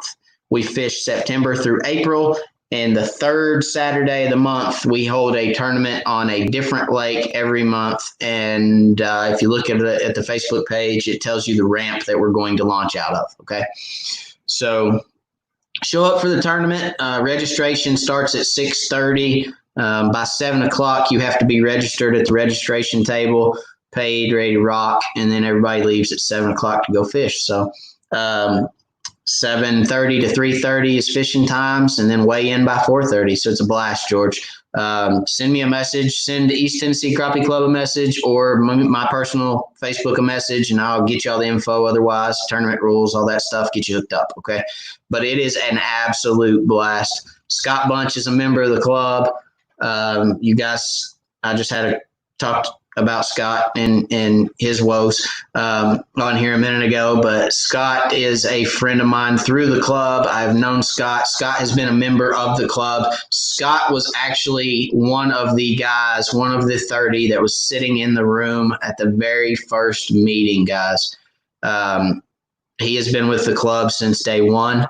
And he will tell you, and I'm sure he'll comment, or if he hasn't already, he will comment something about the club.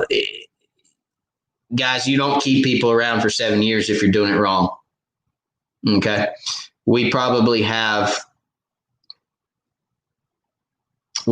still have 20 of the 30 original members in the club.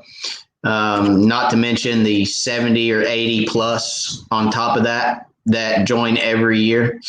There is obviously some rotation, but there's a lot of people that fish with our club for years and years and years. It's a really, really good time, really fun. So anyway, that's how you get in touch with us. Hit me up, everybody, and we'll get you all the info. It is a blast. And you want to talk about learning. So one thing, I'm gonna keep going just a little bit more. One thing that we always do, the guys that finish in the top always at the end of a tournament tell you how they caught their fish, what colors they caught them on. They'll tell you if they fished brush, docks, trolled, spider rig, pulled crankbaits, whatever it is. We ask that everybody share how they caught their fish. If they finished in the money, how you caught your fish and what depths you caught them in. You know, a lot of guys will even tell you what end of the lake they fished on. They'll even say, hey, we fished the north end of the lake, or we fished from, take Chickamauga, for instance. We fished from Wolf Teaver to Possum Creek. You know, they'll tell you exactly what they did. And if you listen to those guys, man, you learn so much. We can all learn so much just from participating in tournaments. It's incredible. I know I've learned a ton from not only listening to people in tournament fishing, but I've also learned a ton from just tournament fishing in general, because it made my brain work, made me think, how can I do something different than everyone else so that I have a better chance of winning? Everybody's going to go do this. What about if I try to go do that? So you just trial and error, learn a lot. And we've got some great sponsors in the club too. So generally everybody gets more than their $35 back out of, merchandise from our sponsors. So good times.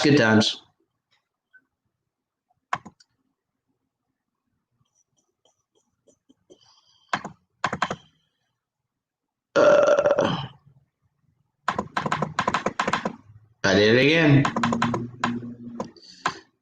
it again. Lost again. All right.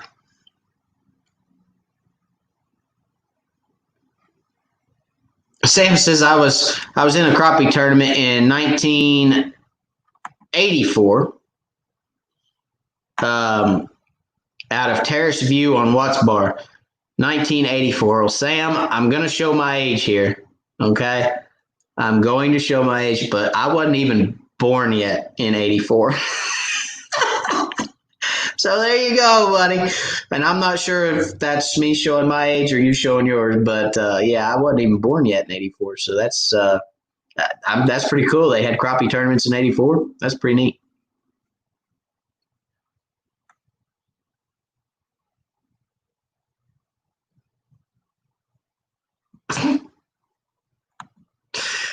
Scott, they make a big ding. Channel markers make a big ding, huh, Scott? That's pretty good.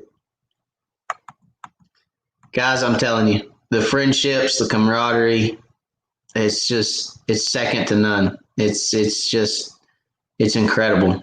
It's absolutely incredible. I love crappie fishing, guys. Mm-mm.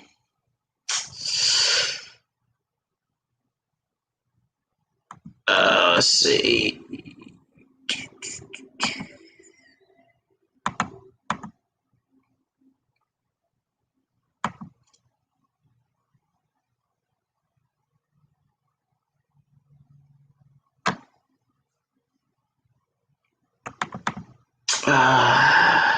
Sorry, I'm trying to read all you guys' comments.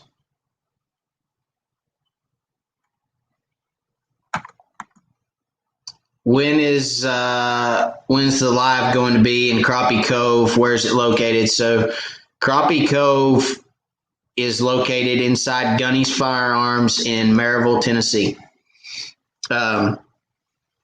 And as far as a date for the live, the meet and greet, we do not know yet, but I will release everything within the next week or so of a date.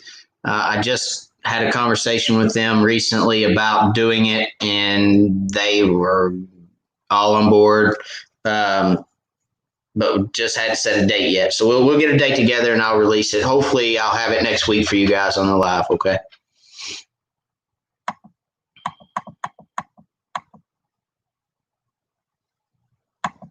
Scott Bunch, awesome group of guys. Look forward to it every month. It's about the easiest way to say it. Without a doubt.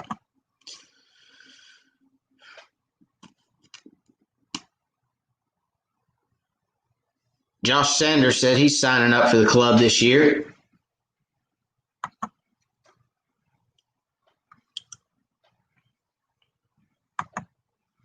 What's up? Have you caught any bass lately? And delete? No, I'm just kidding.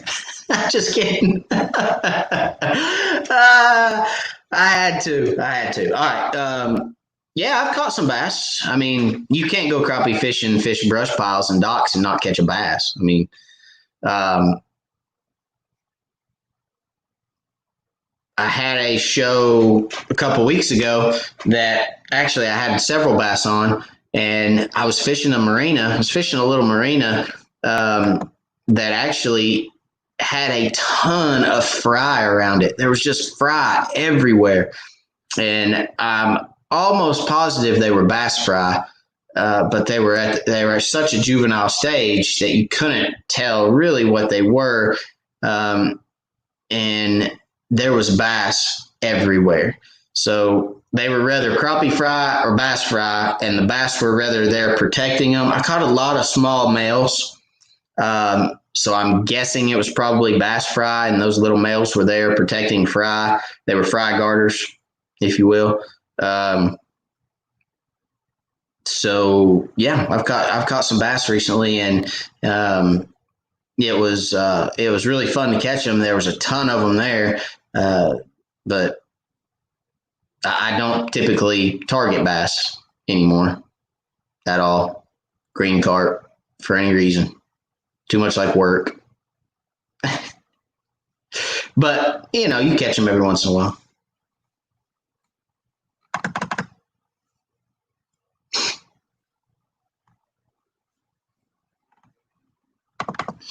Blake Hawk, hey everybody, don't forget to hit the like for the live. Don't forget, guys. Smash that like button for me. Please, please, please.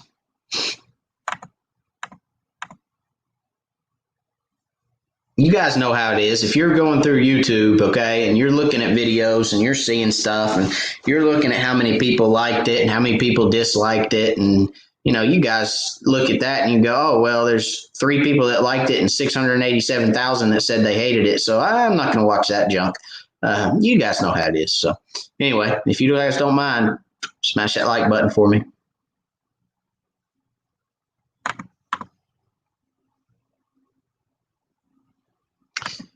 Thanks, Matt, for the info. I'll check out the Facebook page. Sounds good, George. Thank you. Look forward to fishing with you. It'll be a blast, I assure you. It is a lot of fun.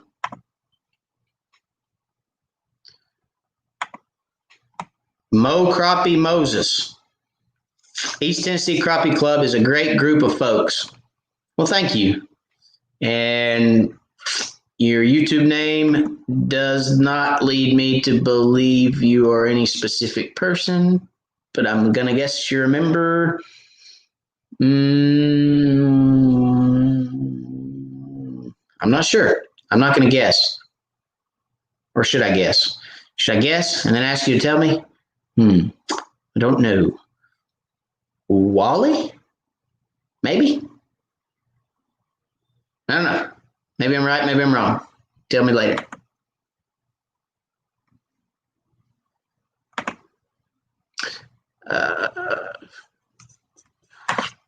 Fishing with Camo Joe. I fished my first crappie tourney this year in January at Clear Lake, California. 7th place out of 50 boats, over 18 pounds, 10 fish. That's not bad. 18 pounds, 10 fish. That's not bad at all. We actually weigh in 7. So you weigh in 7 live fish. I know some people that weigh in 10, but there's a lot of live wells out there that don't hold 10 fish very well. There's a lot of live wells out there that don't hold 7 live big fish very well. So we keep it to 7.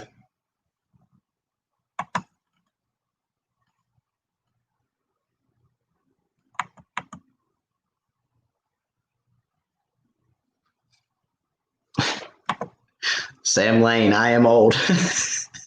All capital letters. You don't have to yell at me, Sam. God, man, you're yelling at me. That's told a long time ago. When I first, I guess, started I used to work in a corporate environment, okay? And I don't work in a corporate environment anymore, and I thank the Lord every day that I no longer work in a corporate environment. But I sent an email one day, and everything was in capital letters, and I got called into my boss's office, and he's like, hey, you can't send emails in all caps. And I was like, why? Why not? And my caps lock was on. I just typed a quick email and sent it. And he says, because people think you're yelling at them. I was like, really? What do you get? All capital letters? It means I'm yelling at you? Okay, thanks. Sorry. My bad. So then I just quit capitalizing anything, and it's like everything lowercase. And I typed this long email out to him one day, and I capitalized nothing. Not the first letter of a sentence, not nouns, not nothing. I didn't capitalize anything, not my name, not nothing. And I went in there, I was like, hey, did you read my email? Yeah, I read it. I was like, did you notice I didn't capitalize anything? He's like, smart aleck, get out of here. I was like, okay, see ya. As long as you noticed. It was pretty funny. That was completely off topic, but hey, it's funny, right?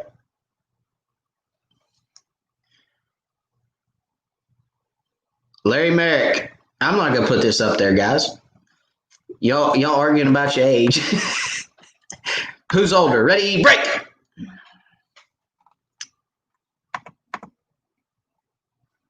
George Hamby. Bass have been all over Loudon the last few weeks. I was shooting docks with a friend and had about 18 pounds on the smallmouth, 25 plus in largemouth. It was getting tough avoiding them. Well, that ain't bad.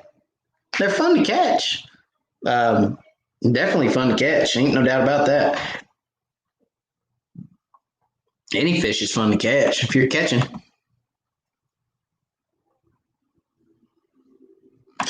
Phil Pickett. Oh, that's a good one right here, Phil. How do you keep your crappie alive in your live well in the summer? It really is hard for me to keep them alive. Couple different things I do, Phil. First of all, you have to ice your live well. You have to keep your water temperature. You don't want to get more than 10 degrees cooler than surface temp, but you need to be 6 degrees at least cooler than surface temp. So if your surface temperature is 86, your live well temperature needs to be 80. So you have to ice your live well. You can do that several ways. You can take ice out of a cooler from the store and put it in your live well. And don't comment yet, guys. Don't comment yet. There's going to be a comment come through that says you can't do that. Chlorine in water is going to kill your fish. calm down. Don't comment yet. I'm going to get there. You can take ice out of your cooler from the store, throw it in your live well, cool it off. Or you can use bottles, frozen bottles, frozen milk jugs, frozen 2-liter bottles, whatever you got. I used to use just water bottles. I'd get a 6-pack of water bottles and I'd freeze them. But now I just use regular ice from the store that my drinks go in. I take handfuls of it, put it in the live well. Okay. If you're going to use ice from the store, yes, there's chlorine in the ice from the store. So a product that I use that takes the chlorine out of the water, okay, is called Please Release Me. Okay. I'll show you what it looks like. It's a live well additive called Please Release Me. There's several different things out there on the market, okay? This is what I use. Please Release Me. It is from Sure Life Products, all right? There is also what they call Catch and Release, which is also a Sure Life product. Okay, Catch and Release. You can put that in your live well. Or there's also this G-Juice. It's a live well treatment. Okay. Those products will remove the chlorine from your ice water. All right. So you can put those products. Not only does it remove the chlorine, but it also has a calming agent that keeps your fish calm and reduces the stress on your fish. So, you catch those fish in the summer in deeper water, it stresses them out a lot, just pulling them from deep water to shallow water or to the surface. So get you a good additive, ice your water. I also have a power bubbles, a 12-volt power bubbles that I've put clips on. I've wired it with clips, positive and negative, and I'll actually lay that in the bottom of the boat beside my live well, and I will run. It's got tubing and it's got aerator stones, and I'll actually drop those in my live well and keep air running in my live well, keep oxygenated water running in my live well. So one thing I will say, if you ice your water, do not circulate water from the lake into your live well. Fill your live well up when you get to the lake, and then do not put your additives in it, put your ice in it, and then do not turn your aerator on, but do not turn the recirculator where it pulls water out of the lake and puts it in your live well, because you're just flushing out cold water and putting in hot. And you're also flushing your additives out. So fill your live well up, keep oxygen in it, keep it cool, and use an additive in your live well, and you'll keep your fish alive.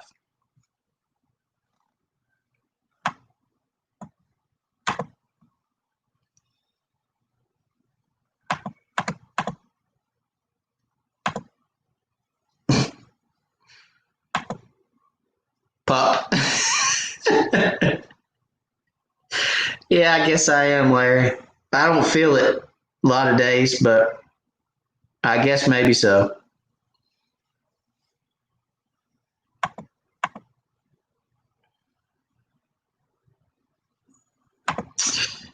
Just getting into crappie fishing. Any suggestions on where is start on Chickamauga Lake? My 16-year-old son loves to bass fish, but I'm trying to get him into crappie fishing. Docks, Gear Daddy, docks, Chickamauga fish docks, deep docks, shallow docks, any dock, docks. Shoot docks, you'll find fish on Chickamauga. That goes from the dam to Dayton, fish docks. There's a lot of black crappie in Chickamauga and black crappie like docks. So if I just started out crappie fishing, I would fish docks on Chickamauga, period. And then as you grow and you catch fish and you know venture out, start looking for brush, open water, structure, you know, so on and so forth. So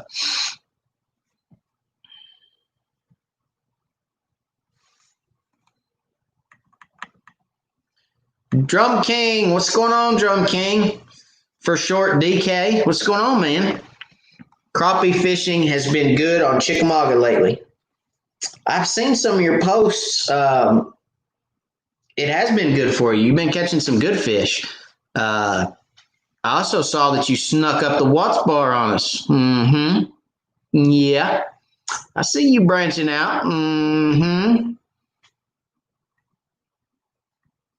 That's the Chickamauga master right there, guys, Mr. DK. He knows Chickamauga probably about as good as I know Tellico. He's up to speed, we'll say, on Chickamauga for sure.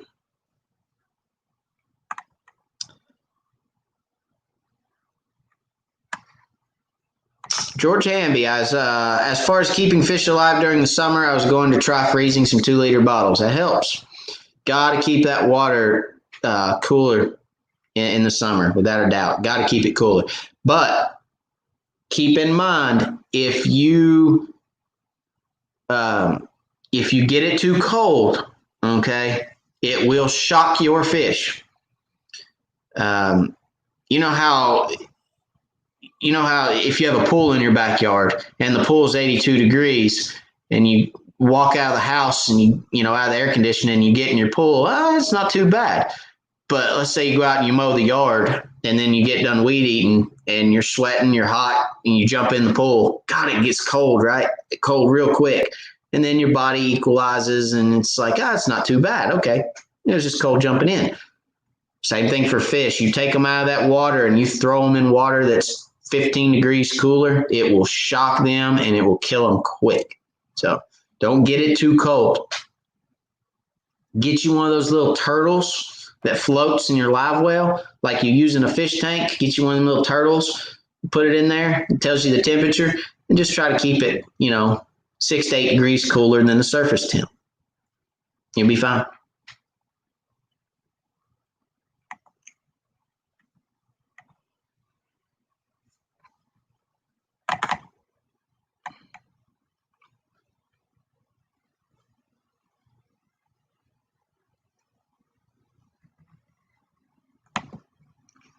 Can you just put the ice from the store in Ziploc bags before you put it in there to keep the chlorine? I guess you could, Heidi. Yeah, I guess you could. I mean, I don't know that would hurt it. Probably could. But, you can also use that additive. That additive's not very expensive. I think it's the Please Release Me. I think you can get a whole bottle of it for about $13, $14. And you can treat your live well with it 20 or 30 times probably, depending on how big your live well is. But you don't need a whole lot of it just to remove the chlorine. So, but yeah, I'm sure you probably can, Heidi. It's a good point.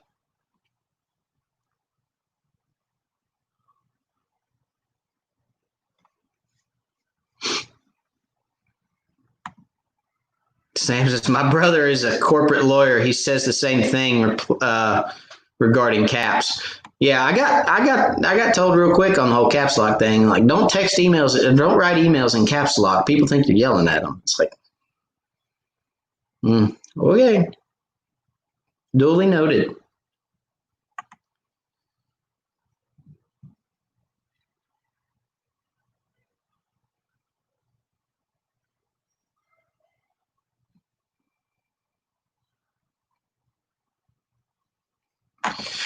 George, I've used the G Juice in a rotation in my shop on some minnows. That stuff keeps those minnows alive for a 13-day test. Just had to test it. That's good to know.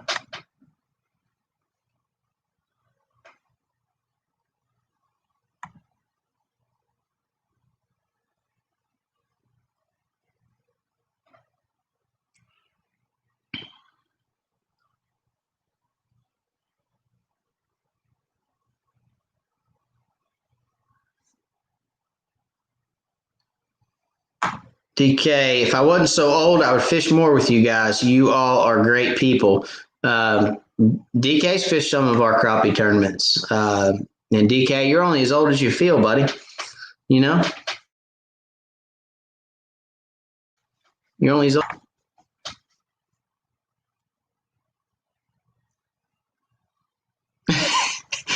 Josh. Josh. The Drum King, if you know Chick so well, I'll help you in and out of my boat and you can fish with me. New to Chick, would love to learn. That's pretty good right there. Yeah. Never miss a good opportunity, Josh. Never miss it, buddy. That's pretty funny. All right, guys. It looks like I've made it to the bottom of the list. I made it to the bottom of the questions. So we're going to call it tonight. We've been on right at 2 hours. That's about our norm. So I appreciate you guys. I appreciate Josh taking my shot. Hey, Josh, you make an offer to DK, you better be ready to go because I'm telling you, he's a good one. He's that man talks, I listen. I assure you, he talks, I listen. So anyway, gonna let everybody go. I appreciate it. I appreciate you guys watching. Appreciate everybody joining in. I hope everybody has a blessed rest of their week. Watch for the video this coming weekend. It's going to be a good one. So you guys will enjoy that, I think. Got some new things coming. Got a lot of good things coming. I mentioned it last week. I did not mention it this week, but we've got a lot in the works with Wired for Crappie, a lot. And I'm excited about it. I'm happy about it. It's going to be good things for everybody, for you guys. You guys are going to be able to get more involved with the Wired fam. You're going to be able to have some Wired fam gear and some Wired fam merchandise and just all kinds of good things coming. So participate a little bit more, have a little bit more insight and everything that's going on with the Wired fam, Wired for Crappie. And I'm looking forward to it. So good night. God bless. I hope everybody has a good week, like I already said. And we will see you again next Wednesday, 9 o'clock, as always, right here. And I look forward to it. So we'll see you guys later.